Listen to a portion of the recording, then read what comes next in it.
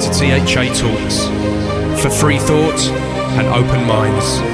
And for freedom of speech.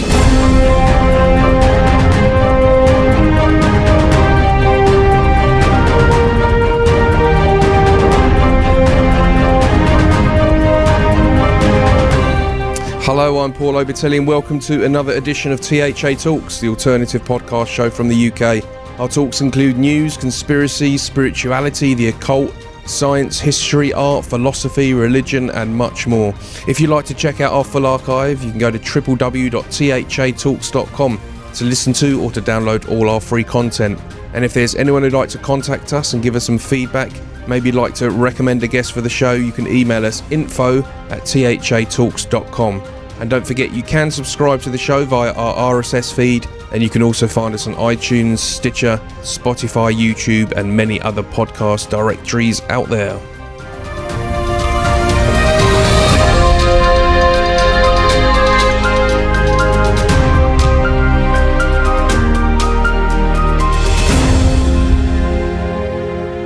Hello everyone, thanks for joining me again here on THA Talks. It's been a while, I know. It's what can I say? I've been enjoying the summer a little bit, and also just generally quite busy.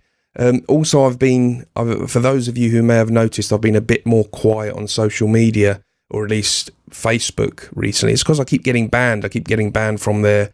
I've had about 3 or 4 month-long bans now for the most stupid things, like little comments that I've basically been answering back to people who have been throwing insults at me, and I've kind of like been throwing them back as you do in heated debates, and it's left me with a month's ban on Facebook. And I think what happens is a lot of people flag. There might be some friends you've got, or so-called friends, that flag your posts.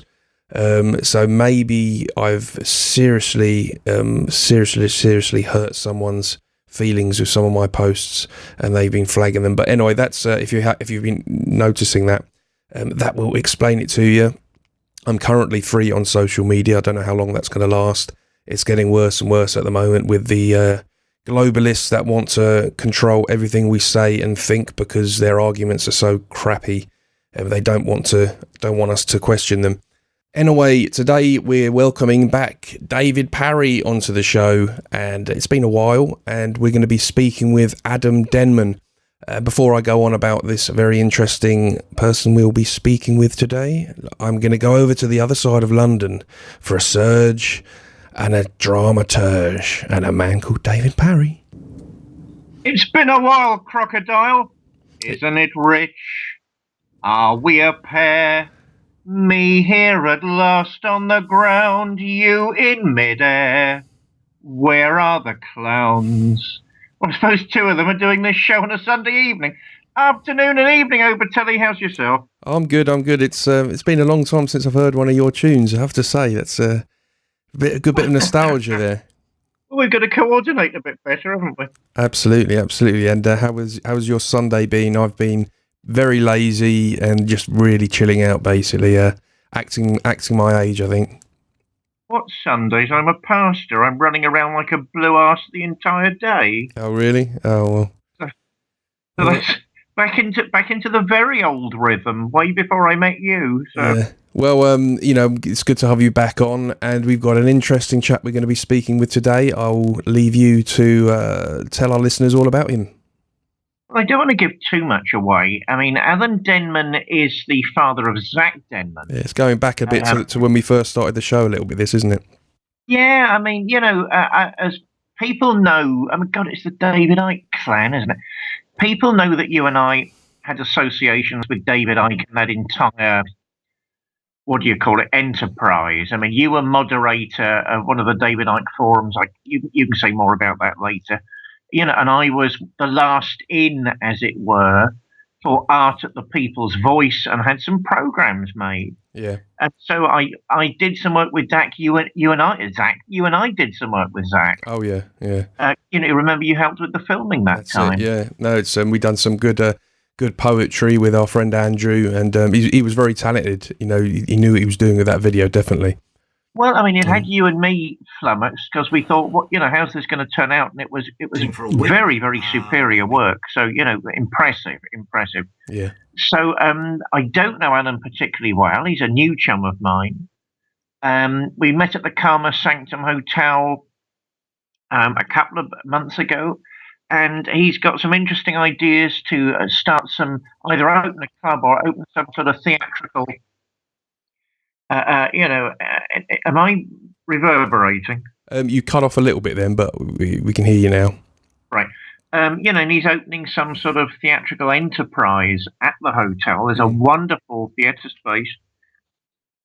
And I said, well, why not come on? We can have a good old David Icke chinwag and see what's going down.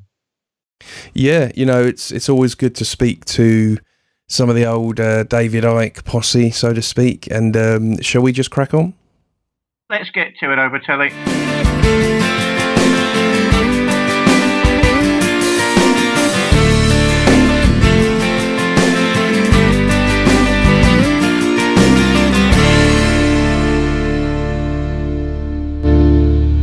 A very good Sunday evening to you, Alan, and welcome to THA Talks. Thank you, David. Well, for some reason or other, it's been difficult getting you on this show, and it's been very difficult getting you on Alan Cox's show. I've absolutely no idea why. I dare say powers and principalities are trying to stop you speaking, but we are succeeding. We are succeeding. We are. I mean, step at a time. Exactly. I mean, to get the ball rolling, Alan, because I know a bit more. As I say, you're a new chum of mine. You're not an old chum of mine. But, I know a bit about you, but our listeners won't. Tell us about Alan Denman. Okay.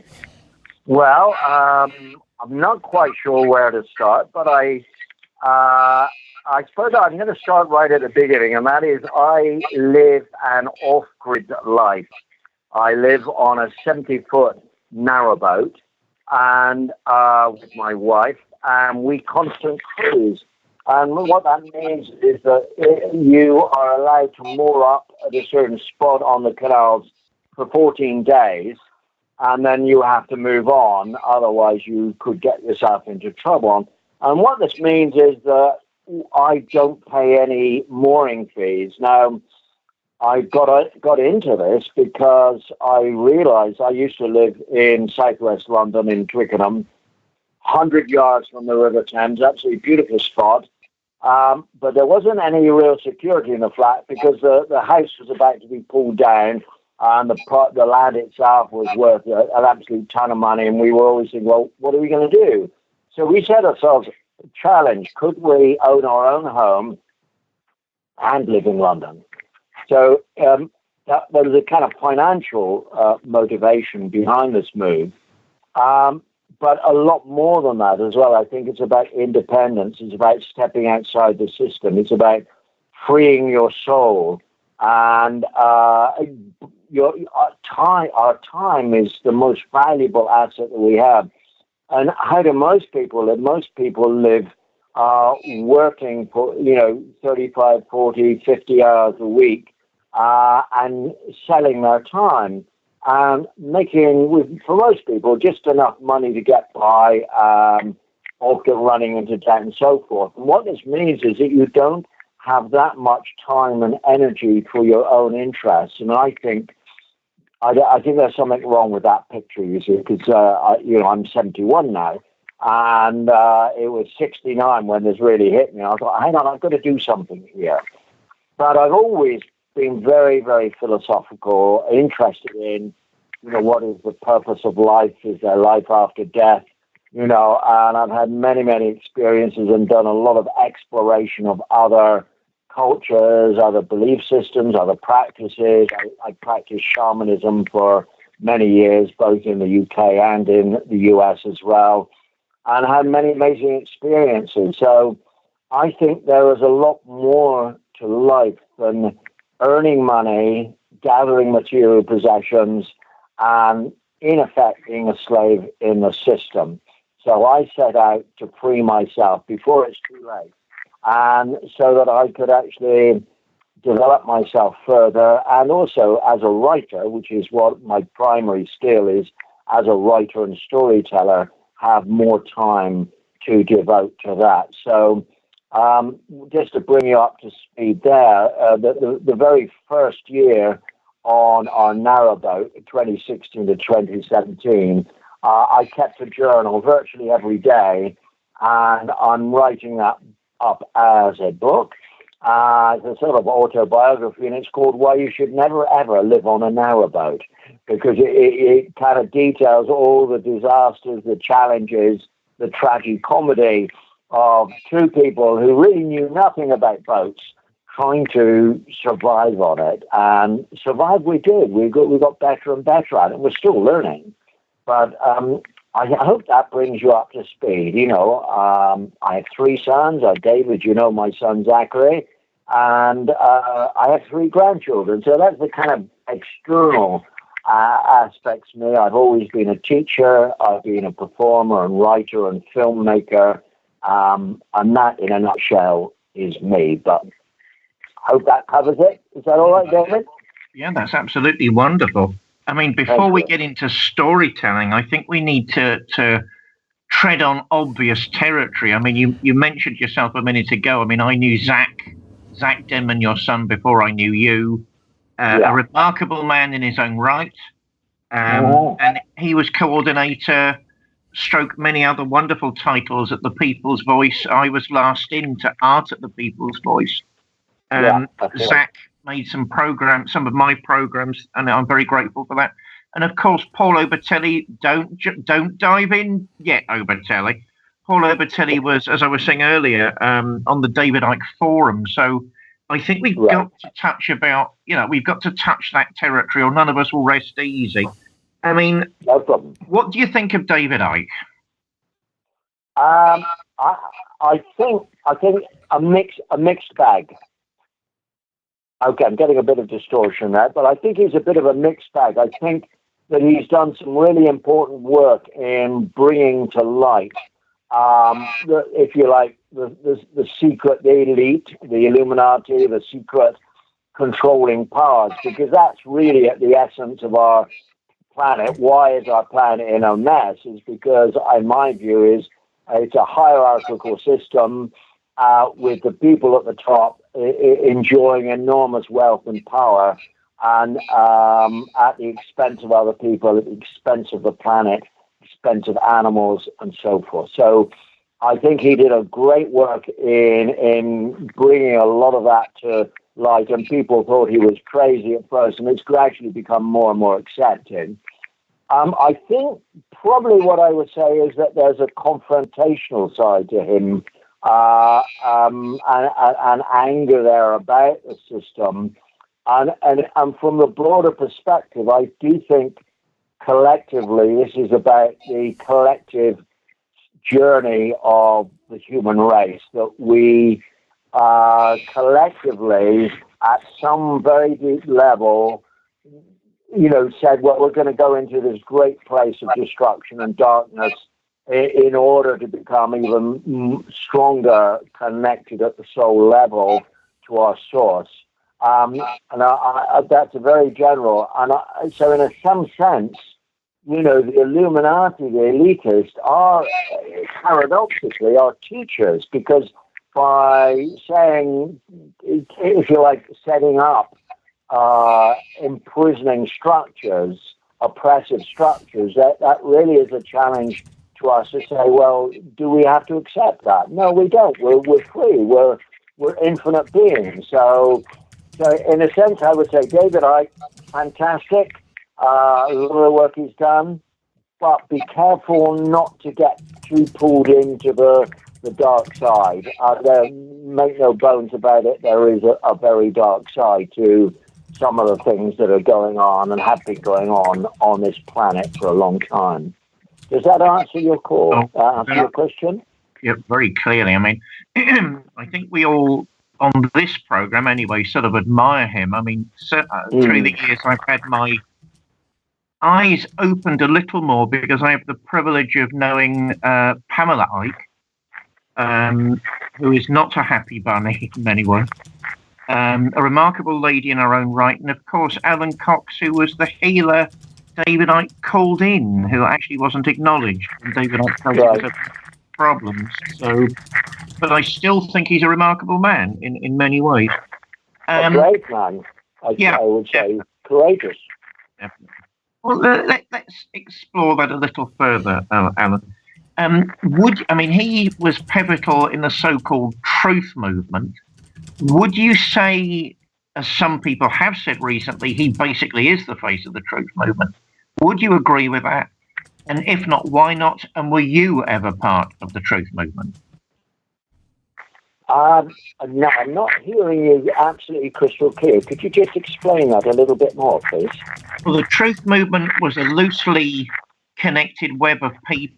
I think Paul knows much more about this than I do. That claimed they were all pioneers and, seeing new truths in the world, or old truths revealed, as it were. And it became loosely called the truth movement in America and Britain. And it was basically a conspiracy theorists of all shapes and colours. And so I wondered, some people have said he was the truth movement. I wondered if you'd heard of it, you'd agree with that. And have you been a part of it? I don't know enough about that to really comment on it. So I don't have a view on that. But I have dipped into all kinds of conspiracies, and they're very interesting, but they're really a bit like a sort of Alice in Wonderland rabbit hole, aren't they? Because there is no knowing really where they end, and you don't know the truth. So, I came out of all that thinking, actually, what is it that I do know? When I wake up in the morning, what do I know? I know that I have a body. I know that I have a consciousness. I know I have a mind. So I try and focus on that. And I think rather than, go down, because most conspiracy theories are very fear-based, that there is a dark power somewhere in some form that nobody really knows enough about, but it is there. And, I would say generally it's very important to focus on the positive, which is really oneself and shining your light and being very positive in your approach to life and your approach to other people. That's very well said. Yeah, I'll get Paul in after this next, just to explore that a tiny bit further. I don't always agree with all of my friends' views, as Paul is very aware, aren't you, my boy? And Leo Zagami, I would count as a very good friend of mine. And he sort of is an absolutely stalwart conspiracist. And he sees it in all sorts of manifestations. And, when you're dealing with someone with a big heart and clearly a very, very active intelligence, you have to sit down and think, gosh, I wonder what he's talking about and how much water does it hold. So, have you heard of, Leo Zagami, Alex Jones, and those other people who are saying there is a conspiracy? Yes. Yeah, I do have certain beliefs. I think there are dynasties, elite dynasties. I don't know if Zach ever mentioned my older son, Stephen, who is got a vast knowledge of these things and is highly spiritually literate, if that's the right word. But I listen to him and he says that there are these elitist dynasties, but they are also at war with each other. So it's not like there's a nice comfortable hierarchy that goes to the top and they all sit around the Bilderberg or wherever they meet, and there's a sort of a consensus. I think if you look at the nature of their psychology, these people are immensely competitive, immensely ambitious. They want a huge amount of control. It's sort of like a food for them. It's like a sort of, a darkness in the soul that needs to be fed. And so I think it is highly likely that there are different factions that are at war with each other, which may or may not be good news for the general mass of us, but it means that it isn't quite so one-sided, perhaps. That's my kind of view, but I don't tend to dwell on it very much. I don't pay it too much attention. I think that's very, very interesting indeed. And Paul, if ever there was a cue for you, that is really it. Yeah, no, how you doing, Alan? It's good to have you on the show. Thank you very much. It's a pleasure to be here. Yeah, it's well, I mean, I've got a bit of a history, really being into David Icke, and so as I have another gentleman that comes on the show called John White. Our listeners are very familiar with, and basically, there was kind of a big community online. And it's funny how it's kind of developed over the years, and how people have got into different things and have taken in more information and different information and have gone down separate roads, so to speak. And because there's so much division now in society, as I'm sure you're aware, politically, spiritually, it's all very chaotic. I mean, I used to be very much into David Icke, and I'll always say I think he's a very interesting person to introduce someone, just to get them thinking out of the box, so to speak. I think that's very good. I think over the years he's become a little bit repetitive, just sort of regurgitating the same kind of stuff, and that's, I think, made people a little bit fishy. But obviously with the People's Voice, there was a lot of criticism with that. Is there, I mean, I guess I don't want to pry too much in. I mean, Zach's not here, so obviously I don't want you to speak for him, but is Zach still very much into his work, and is he still trying to do some more stuff, or doing some more stuff with David Icke today, or? No, the last thing, as far as I know, that Zach did with David Icke is he helped produce a one-day show at Wembley, which I went to, and Zach did a brilliant job of pulling in performers and doing the video display and everything else. Did a huge amount of work for David. And he's also been down to the Isle of Wight, to David's house, and worked with him down there as well. So I think,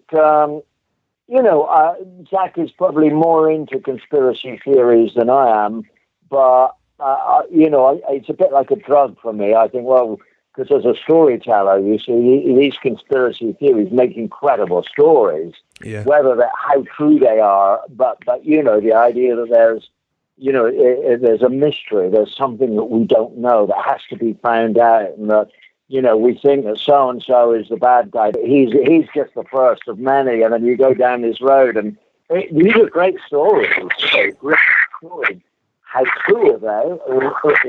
From my perspective, I'm a bit of a fanatic about story. I look at story almost, it's like an art form, and you put things together in a certain way. So the actual truth of it, I don't know how true it is, but I mean, I'm pretty sure that there is a lot of stuff that we don't know about, and that really we are duped, and television and all kinds of things. So we're given, in the West, we appear to be given this sort of freedom, but the freedom is to choose between one car, a brand of car, or another.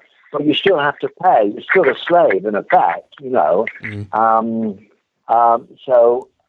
Anyway, go off point a little bit. But just come back to David Icke.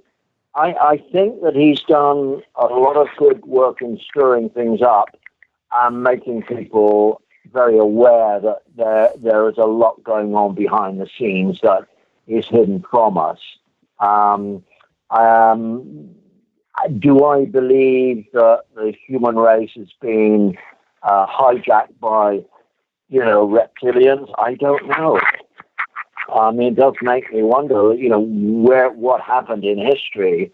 There is another theory which interests me a great deal. There's a woman called Ryan Eisler who wrote a book called The Chalice and the Blade. And she's very, very, very, not academic, but she's very well researched and highly intelligent woman.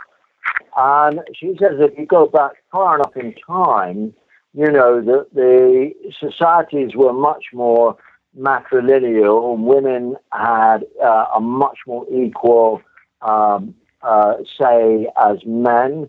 So they would be judges and teachers and leaders and so forth. And then she says around about 4,000 to 5,000 years ago, which is, I don't know if David Icke puts it around that time, he says these warrior races came down from the steppes of northern Russia. And these had used a different social model. It was not an egalitarian model. It was a hierarchical, male-dominated, highly patriarchal kind of model based upon force and violence. And she says up until then, there's no evidence, according to her, of actual violence in society. So this idea that we were these uncouth, aggressive, prehistoric people doesn't fit with her research. This is much more of a later thing. So whatever the explanation, it's clear to me that there was a massive shift round about 4,000 to 5,000 years ago in our social model, and that really skewed our thinking, and it skewed the way we see each other and the way we think of ourselves as beings. And I think a lot of religion came out of that time as well. The old religions, of course, tend to be patriarchal, so they supported the social model. And you look at Greek mythology; it's all about Zeus, and once again, pretty patriarchal. So, bring us back to David Icke. In a sense, I'm not sure if it really matters whether we say reptilians hijacked the human race 5,000 years ago. That whichever explanation you give, but it's clear to me that we've got to get back on track. We've got to have equality, and we've got to have a new, well, it will be a new old, if you like, or a revised and very positive and unified image of us as human beings, and how the male and female, men and women actually can work together, not be opposed. So I don't know. That's kind of quite big, all that, I know. But you ask me more about David Icke by all means, and I'll see what I can answer. Okay. When you look at what's going on today, and I mean, you sound like a very balanced, level-headed guy, nice and chilled out. Although there's a lot of people out there, they're kind of projecting a similar. I wouldn't say similar ideology, because that's contradicts what I'm saying. They're pushing for that, in commas, equality kind of thing, but it's coming across as very authoritarian, almost like do it or else, and a lot of people are rejecting it because of that. I mean, I think there are values in what you're saying. I wouldn't completely agree with everything, but I do think that we're living in a society now where we are changing, even if you just look at technology, But there seems to be this iron fist. I mean, a lot of the feminists, for example, some of them out there, they don't come across as really friendly and nice and inviting this. If anything, they're turning people the other way. So what are your views on that in that kind of thing, in the political world, where it's actually making a lot of people get annoyed with it and irritating them? Well, I find it in my daily life as well. I think, there's a long history of antagonism between men and women. And if you look at the history of women, you start to see how horrifying it is. I mean, we're horrified at 6 million Jews being exterminated in the last war, but then you look at the number of women that were tortured and killed by the church. And other institutions, you start to realize that women have been persecuted for thousands of years. So in that respect, I kind of understand the anger and suspicion that feminists have of men, but I think where it needs is to be more discriminatory. There are men who are chauvinists. There are men who still support a very, very patriarchal, superior, position. But there's a lot of men that aren't. There's a lot of men that actually do think, no, this is not right. And a lot of men actually do have respect for women and work with them and so forth. So, and I don't know. So I think, we're in transition. This is a very compressed transitional period that we're in, and everything's in the mix, Yeah. spinning around, and I'm not quite sure what's going to come out of the end of it. And but definitely stuff is happening, and it's getting very polarized as well. That's what I see. So Trump is a very good example of old patriarchal America, it seems to me, with right-wing views. And you go to the West Coast, and there's a totally different, much more liberal attitudes towards sexuality and gender and everything else, and human rights. And yet, that's all this is taking place under the umbrella of the United States. So it's polarized there. Similar, I think, with Britain as well. I think we have a polarization in our political system. What we clearly need is a government that actually represents the people and not represents the minority. Yeah. So I think everything's in transition at the moment. Yeah.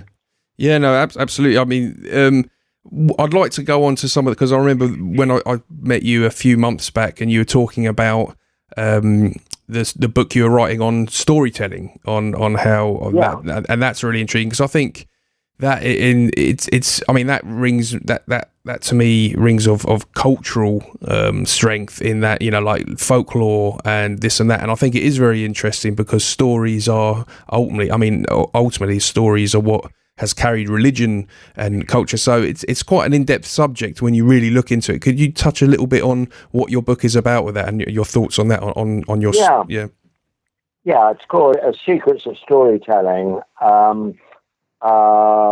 new paradigm for the 21st century. So if you really delve deeply into this, you'll see that every culture has a mythology, or if you like, a set of archetypes that generate and support that culture.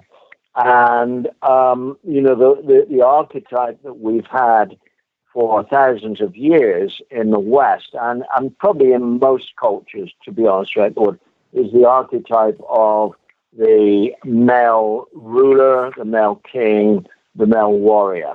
And there's certain elements to that, certain aspects to it, that might is right, that if necessary, violence and war and aggression is justifiable if it achieves a certain end. Also, tied into that is that women are inferior to men, and also that society is hierarchical. So you look at Greek society, although it produced great philosophers and scientists and mathematicians, it was a slave society as well. And so men and boys were slaves as well, or enslaved. Some of them were literally slaves, but it was a very hierarchical society. So the idea of my book is that we're coming to the end of this, and that what we need is a new mythology. And because in effect, what we do as human beings, I believe, is that we program ourselves through our stories, and our deeper stories are myths. And so my theory, if you like, my hypothesis and my proposal is that the new mythology that we need is one of partnership. That is the key symbol, or the key archetype, and we learn, not, in other words, to work together in partnership. So that's men with men, men and women, women and women, human race with the planet itself, and that there is this sense of great partnership, which means this is not going to be a hierarchical structure any longer, because in a partnership structure, and really everybody is significant, everybody is important, Yeah. And so I then kind of started to look at, the kinds of stories and themes in my book. Well, because I try to be very specific and concrete and practical. So in the book, I also give a lot of ideas for actual stories as well that people could write. Now, some of the stories will be about healing, coming out of trauma, repairing relationships, repairing oneself, coming out of war and, post traumatic stress and so forth, and dealing with trauma. But then there's also all the new stuff coming as well. And I think one of the most interesting areas, you see, the idea is already sown.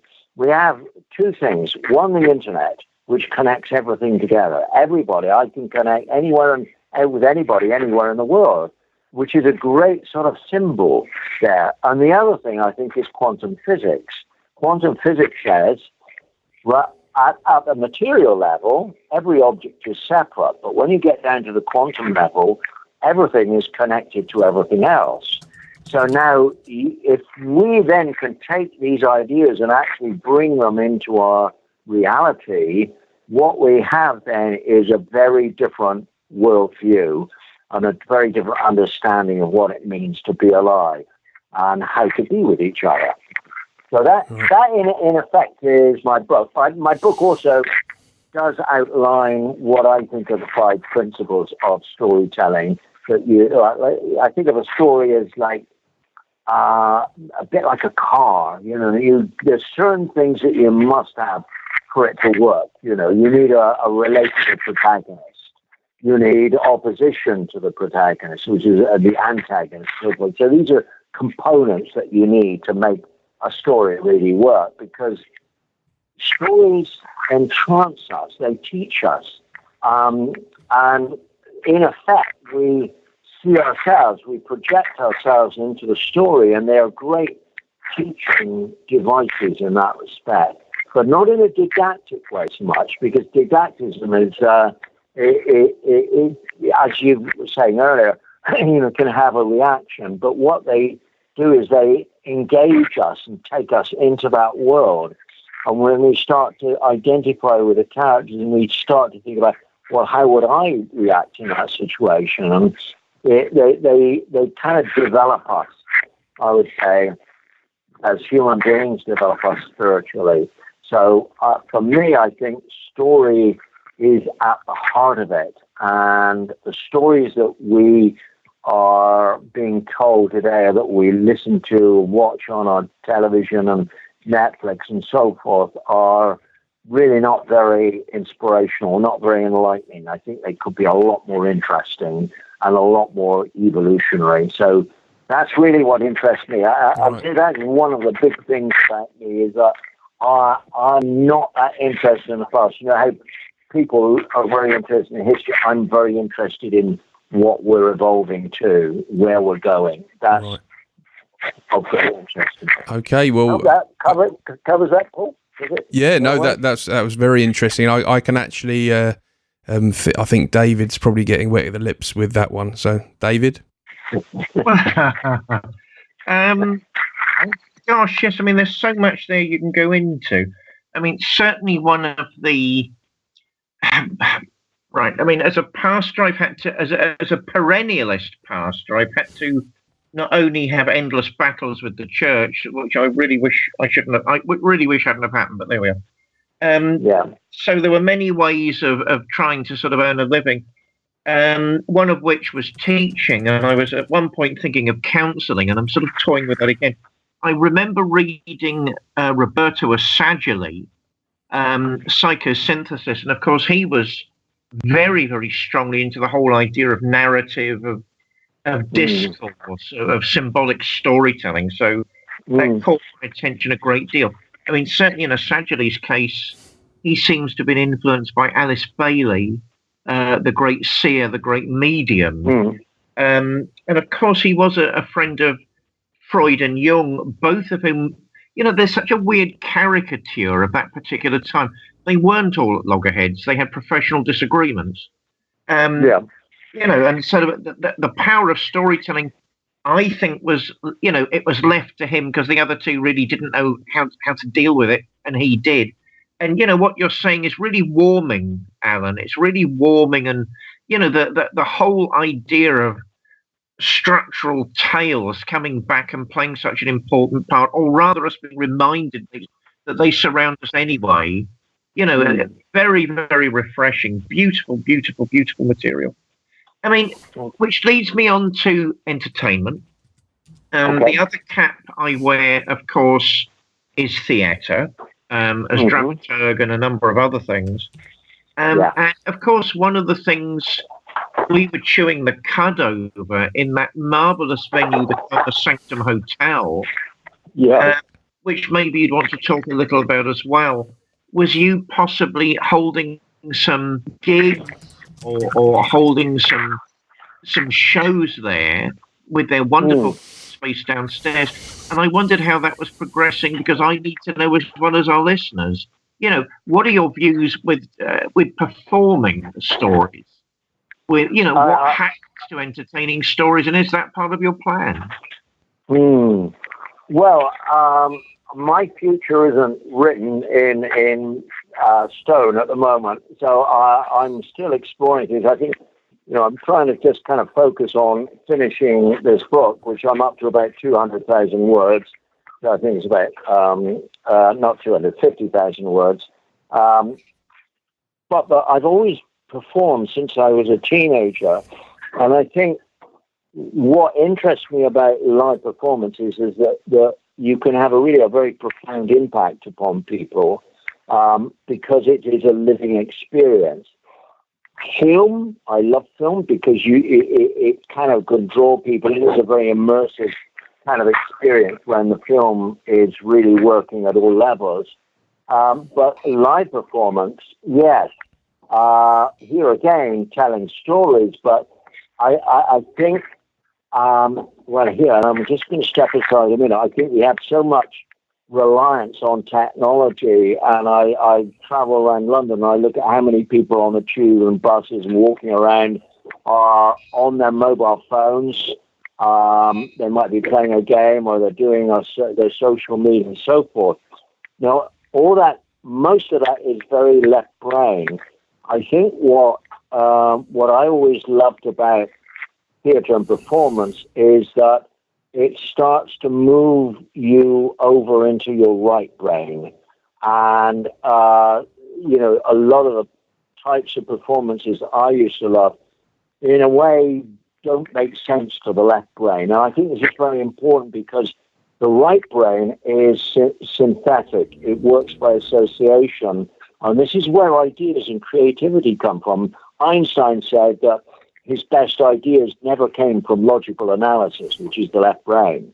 They came from moments of synthesis or inspiration, an idea bubbling up from the subconscious. So in a sense, I would say that theatre and live performance and music have this ability to stimulate another part of our brain, the right brain, and lead us into a different state of consciousness in which we can become more open, in which inspiring ideas can come through and so forth. So in terms of my immediate plans, I don't have anything at the moment because I think I wouldn't want to undertake anything that I'm not really sure whether I want to be committed to at this point. But certainly I want to do more performance and theatre at some point in the future. It might just be straightforward storytelling or storytelling with very simple props and very simple lighting effects and so forth. But I love the idea of casting a spell over an audience in a very positive way. Okay. That leads me to another question. I mean, have you been or are you a performer of any sort? Yes, I've always been a performer. I performed at the Edinburgh Fringe back in the early 70s. I had a friend who was a pianist and a composer, and I read poetry. We produced an LP, in fact. So that was one of my first. And then when I came down to London in the 70s, I was part of like an underground alternative arts thing, and I would perform words with people. So I'd get the audience to play different parts of a word, and then we'd create kind of a sound world out of a single word, like a word like moon or something like that. And then I when I was at art college teaching there, I directed theatre pieces with students and did a little bit of touring with them and so forth. So yeah, I love performing. I think there is something powerful and magical about it. Very interesting.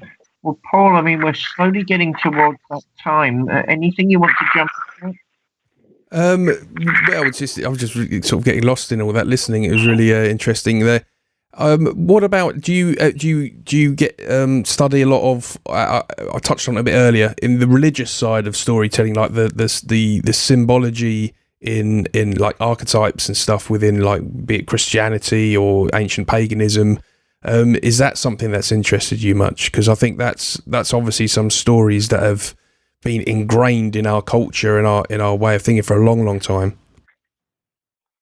Yeah, I think the problem there is, say if you take the book of Genesis, I think if you look at it in terms of its symbolism and imagery, it seems to me that it's a mixture of older matriarchal stuff with a patriarchal overlay. So, Eve is at one point described as the mother of all living, which is, of course, the Earth Mother.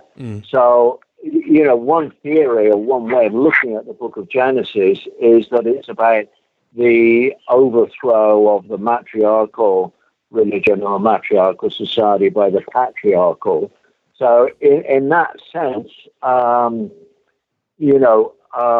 it's not a pure story. I think and you've got to remember that these weren't just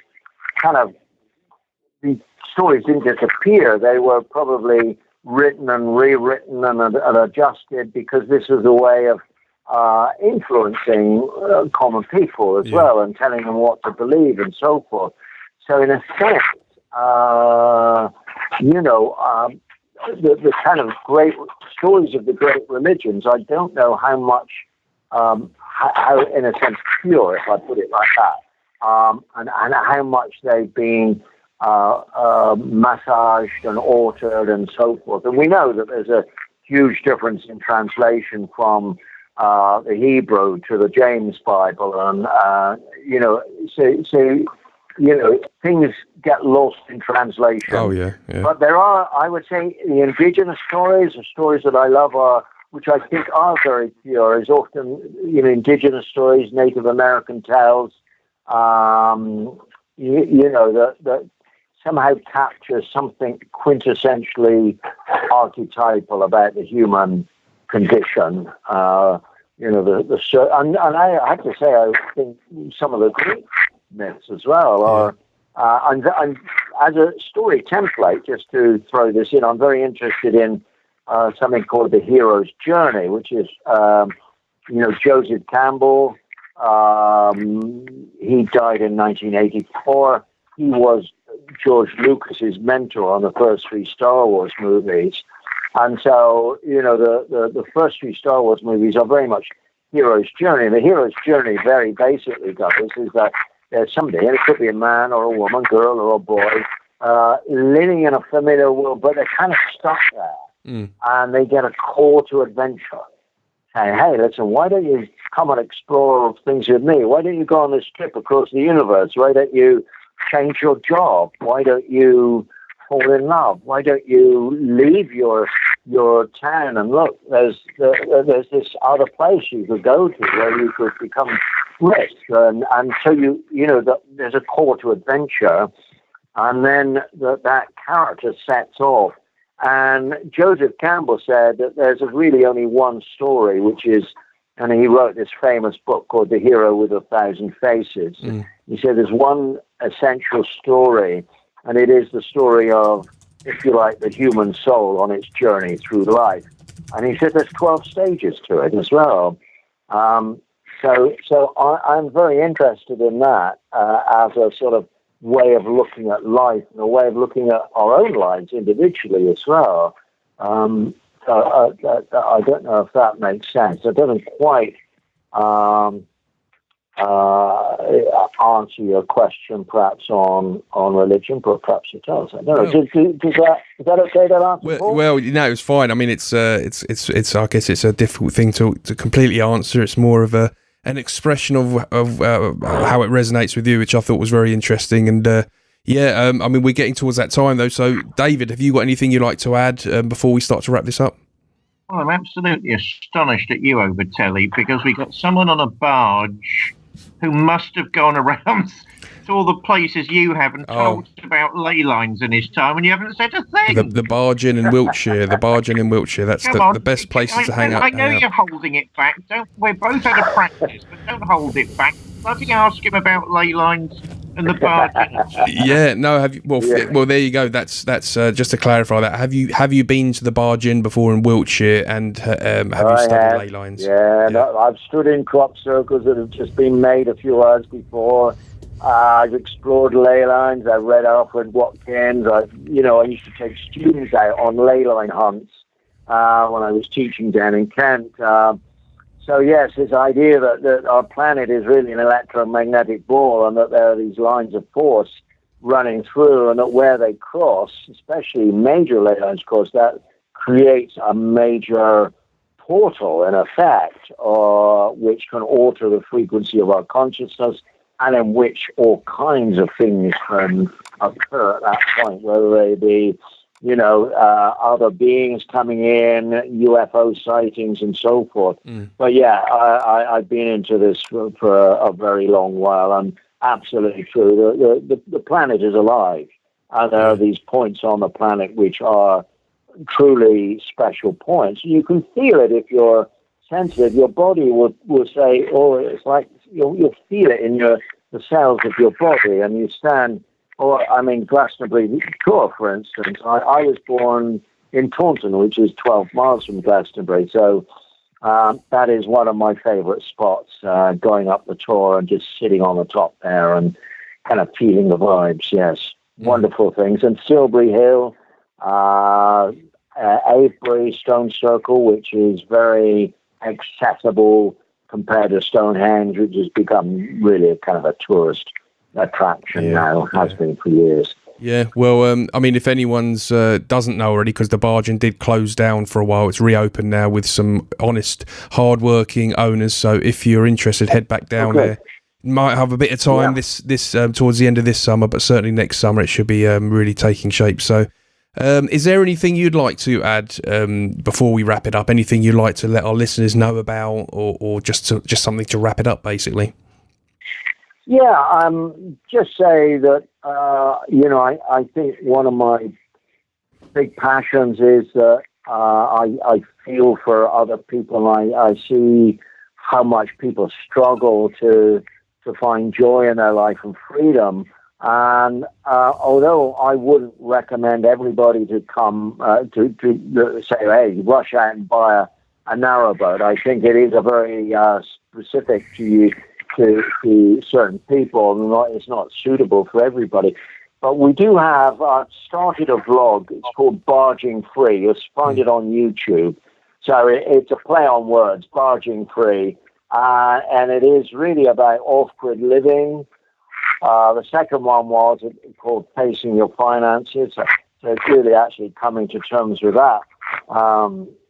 That aspect of life is because money is a very stressful topic, and people often kind of bury their heads in the sand over money and so forth. So I hope that people tune into that. We do them weekly, and we're just at the start of that. And if people want to find out about Zachary, my lovely son Zach, has made all these videos, and they're on YouTube as well. And you just type in "Life on a Narrowboat," Alan Denman, and you can watch all of these videos, or whichever ones you want. And one of those, which is the title of my book also, "Why You Should Never Ever Live on a Narrowboat," I think we've had about 140,000 hits on that. So I know that people are interested in breaking free and finding more freedom in their life. So that's one of my goals, is really to help people and inspire people to do that in the way that is best suited to them. So have a look at that, Barging Free and Life on an Albert, all on YouTube. Right, no, sounds really good. And I'm sure there'll be people checking that out. David, any last words? No, I don't think that's it. I think I need to meet Alan again soon and see if we can do something at the Karma Sanctum. I think that's important. That you've got to come back on the show, Alan. You've got to come back on the show.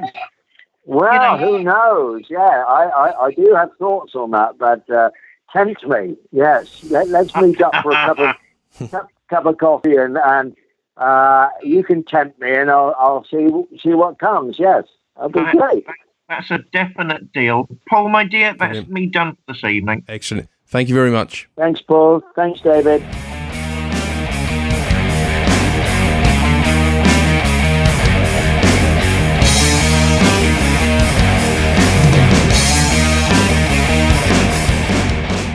And that was Alan Denman and David. It's been a while since we've done this, isn't it?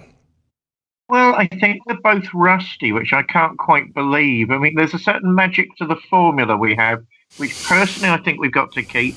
Yeah, I mean, it's nice to have different opinions, different viewpoints, and nice gentlemen and honest and, decent sort, looking for answers and getting on with life and doing wonderful creative things.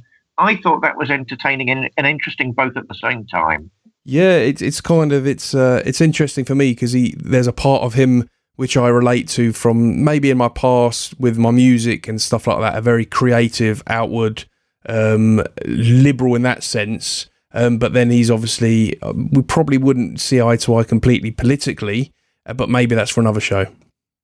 I do, honestly, I do think that needs to be explored at some point. Yeah. But that obviously is another show. Yeah. It's very remember, I'm the big bridge builder. I like seeing what we've all got in common. So I'm not necessarily afraid of that at some point. I think that would be very interesting indeed. Yeah. No, yeah, it's fascinating listening to him, and it would be great if we can maybe get Zach on as well. Get the pair of them back on if it's something that will interest them, because that would be really cool.